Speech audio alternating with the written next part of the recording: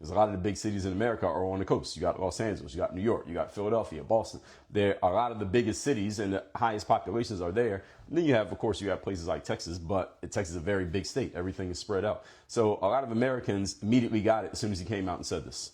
And one thing we can be sure that it means is that being a person of the world seemed to the politicians we had before, specifically Barack Obama, who previously was right before he preceded Donald Trump, seemed like they were focused on being these global citizens than they were focused on the United States of America. And it doesn't make you wrong if you want to be a global citizen. The problem is if you're the leader of this country and you're focused on the world, people who are here in the country are like, well, wait a minute, why are you focusing on them and them and them? What about us? What's happening over here?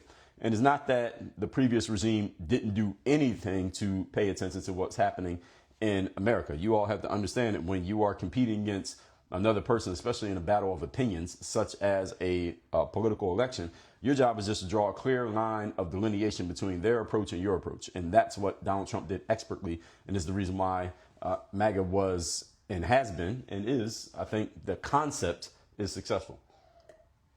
Whether you agree with the actions of the current administration is a different story, but the concept was successful because it worked.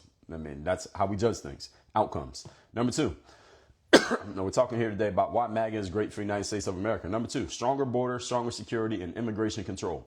Donald Trump came out very clearly on this from the very beginning. This has been the strongest point of his entire 3 campaigns is that we're going to enforce the border. Now, some people say, well, Donald Trump came out in 2016 and he said, we're going to build a wall. You remember the whole build a wall thing. Now, is there a wall covering the entire southern border of the United States right now? No. Did they start to build the wall? Yes. Are they going to complete the wall? We don't know. Does the wall, the literal wall, does that actually matter? The answer is no, it does not. And I'm going to tell you why it doesn't matter.